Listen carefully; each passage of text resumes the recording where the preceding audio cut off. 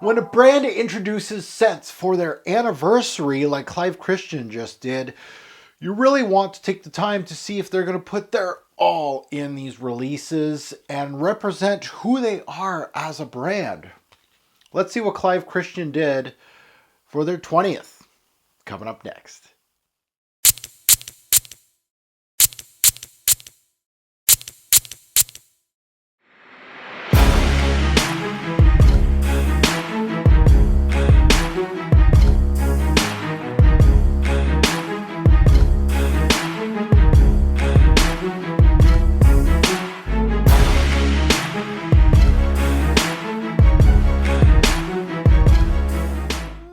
Welcome to Taking a Test Drive. This is where I test drive a scent prior to purchasing it or forgetting about it. I wear them from 1 to 2 wearings depending on the size of the sample and let you know my thoughts on the particular scents, good, bad, and the ugly. You know what I do. Before I get into the meat and potatoes of this video, please take the time to subscribe down below. Hit that bell. Love to hear that ding. To keep tabs on me and be one of the first to check out my new content. I'm also all over social media. I'm on Facebook, Twitter, and Instagram. It's also under my YouTube handle, Robes08, so you can find me on social media. Talking about social media, I do have a Facebook page, but I also have a Facebook group for everybody that has a Facebook account. And my group is called Fragrance Guru Nation, FGN for short, where myself and 17,200 other members are waiting for you to join us in the talks of fragrances. Some people sell. Some people swap fragrances. We talk about new releases, the YouTube fragrance community. A lot of content creators like myself post their videos so you can get to find out new content creators. Actually a really good resource for fragrances. Now onto today's fragrance that's in my hand right here, this little sample right here. As the title suggests, I am taking a test drive of one part of the anniversary collection, the 20th anniversary for Clive Christian. They actually come in beautiful, what kind of blue is this? Sky blue? I don't know. Beautiful blue bottles. They're absolutely gorgeous. This is the feminine one. So their name is called, what is it called? The Anniversary Collection. Also has a really long name. 20, the feminine perfume of an iconic pair by Clive Christian. So I'm going to call it the Iconic Femme from Clive Christian if I do say it more in this, of course, this video. So there is a men's portion, but I wanted to tackle the feminine version too. These were actually sent to me by Clive Christian, so thank you to them. Again, if you send me anything, probably going to do a video on it. So let's get into the meat and potatoes of this set. Now let's go under the hood for this one. Release date was 2019. From what I see, it was a limited edition run. Strange, but sure, you can go a limited edition run for your anniversary fragrances. If they are successful, I guess you could put them in the regular rotation, kind of like what Amouage did with Juby. But this one right here, I saw that it was sold out in a lot of stores. So if you really are interested in the feminine release and the men's, I guess, definitely you're gonna have to do a little bit of research. Concentrations eau de parfum. Major notes to my nose are rose, which is Clive Christian. I don't have too much. I own only one bottle, C for Men, great leather. I don't have too much experience with them.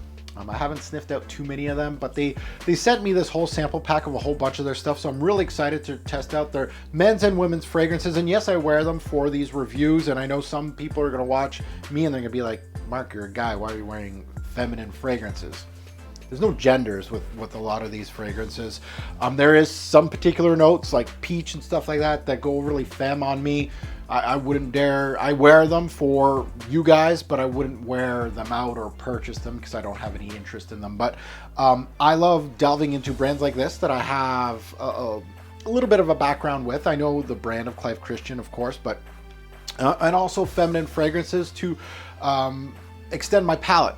There's a lot of florals that are not in men's fragrances that I want to extend my palette into, of course, the feminine. So very much a double-edged sword for me. I love to learn more about, of course, my passion of fragrances. So Major notes: rose, violet, and saffron. I'm nothing too crazy here. These are all notes that I know about, but definitely the rose is something that I've noticed with Clive Christian that they've been utilizing a lot recently in their fragrances. They're actually starting to get known about their high-end rose that they utilize in some of their fragrances. So I am wearing this fragrance today.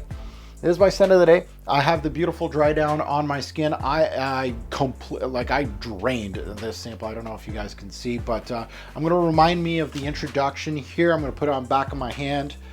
2 sprays, one for all the ladies out there and some of the men that are checking out my reviews. That one's depleted. She's done, gonzo. So let's remind me of this introduction. This one starts off with very thin as a fragrance. It starts off very thin, but very floral at the same time. Beautiful watery rose hits my nose. Immediately I can feel the rose petals. I can almost feel like the water, the dewdrops on the rose petals. This is paired with some saffron, which gives the fragrance a little bit of bite.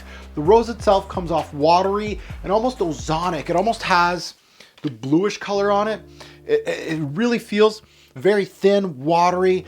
It has that aspect to the fragrance that pairs very well with the rose. The rose is 100% your main player in this introduction, and it is actually very well done. There's a sweetness here. There's a vanillic backing this fragrance. It is fairly mild as far as the sweetness goes, and it very much accentuates the rose very well. I really like the sweetness, the rose, the ozonic qualities with this fragrance. Very thin, but it does have some depth to the fragrance. Now, Clive Christian does say there's plum in this opening. However, I'm not getting much playfulness, fruitiness from a plum. And again, I've worn this 3 times now, 3 days to deplete this fragrance. So 3 wearings, and I cheated a little bit. I wore one at night just to see longevity and projection, stuff like that. But again, I didn't get much plum. I don't know if my nose is broken, but I didn't get much fruit, sadly. It was more of the, it really emphasized the rose. The opening is fairly thin as a scent, but very well constructed. As you'd come to expect with a brand like Clive Christian, you better come correct with that price tag. Now let's get into the dry down of the fragrance. And once I get into the heart of the scent, it continues to push the ozonic and watery rose with that vanillic backbone. There's other florals here, namely violets, which give the scent some depth, a little bit of that earthy touch that violets gives you, but also a mild powdery feel. You can think of kind of like iris. Iris, of course, gives a powdery, but also a makeup-like vibe. Violets kind of takes a little bit of that powderiness, and it's in there, but it's not. I wouldn't classify this as a powdery fragrance, but I just want to let everybody know out there that the violet does give a little bit of a powdery feel here. I love the back and forth between the mild vanillic sweetness, the very authentic rose, and a little bit of the splash of that violet combo. Really well done, well constructed, well blended. 2-note, I felt the saffron did lose some of the steam late in this dry down with every single wearing, which removes some of its personality here and thins out the fragrance even more at this point. So I felt that it had a little bit of bite from the saffron. Once you remove that, you introduce the violet. It feels like it didn't really balance out too much, that you lost a little bit of that personality in this particular scent. Now let's get into the revolver, where I talk about seasons, day or night versatility, and of course the oh so important performance of the scent. So let's start off with seasons. I felt like this one is spring. It has spring written all over it. When you utilize rose, a lot of florals just make me click. Spring. Florals work so well in the spring just because of the temperatures. It's warm, it's cold, it's rainy. Florals work so well with that, and this rose would work so well in that combo, and especially with that ozonic feel that this fragrance gives me. Parfait, c'est bon. Summer nights too. I felt it had a little bit of bite. Like I said, the saffron has a little bit of that vanillic backbone too. That a summer night that is a little cool. You might have to wear a little jacket. Perfect. I think that would be great for those seasons, day or night. I feel like day or night. I feel like a woman or a gentleman can wear this dressed up, dressed down. I feel like you can wear this casually during the day. You can wear it at work. I didn't feel any real issues wearing that at work or even at night. It has a little bit of personality to it. I kind of like that. And going into versatility, I kind of touched upon that. Dress it up, dress it down. highly versatile, as I said. I can't see. I just feel like here in Canada, we're in the midst of our winter, and going outside with this type of fragrance, it felt like it just didn't push too much. So winter and fall, I kind of put them away. Even start of fall, I could wear it, but at the end of fall, probably time to cut ties with it. Performance, longevity was not bad, 6 to 8 hours.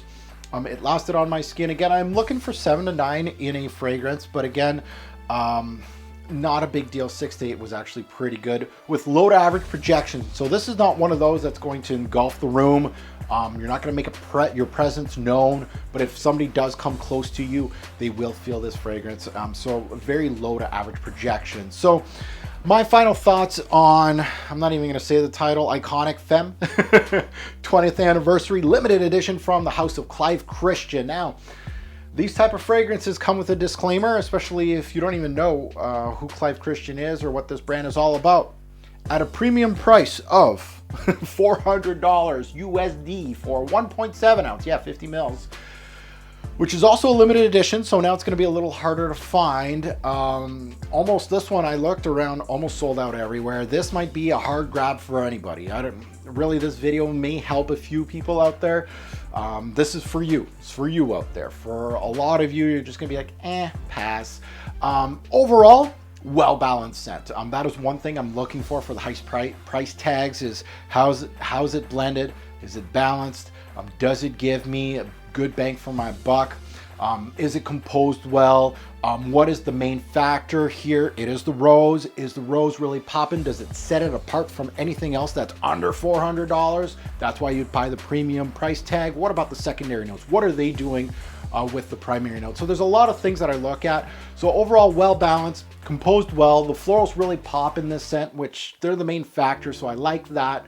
Honestly, it is rather thin as a scent for me for that price point. I feel like it didn't give me, like I was saying, the personality, it loses some of it.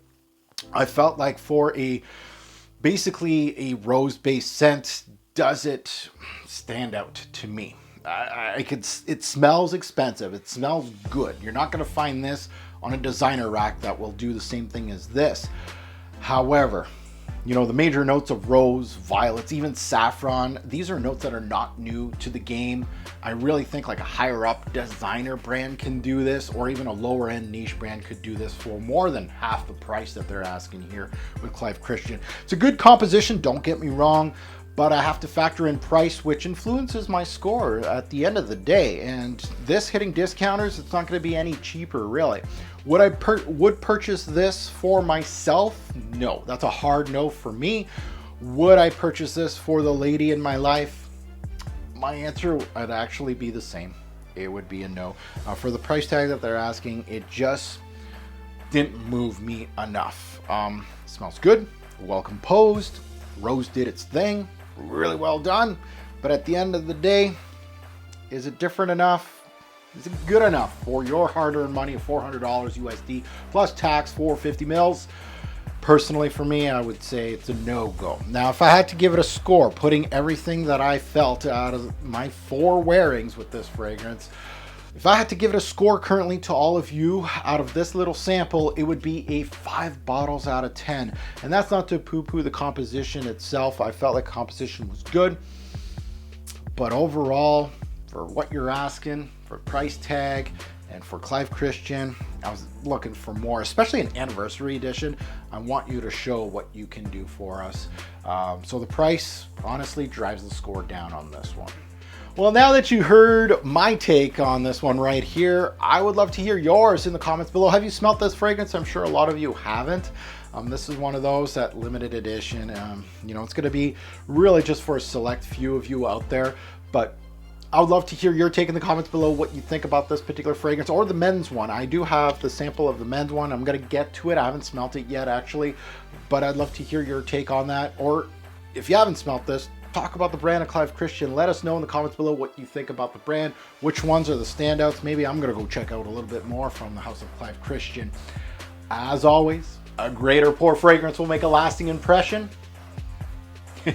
Choose your really expensive fragrance wisely. Thanks for watching, YouTube. Have a good one.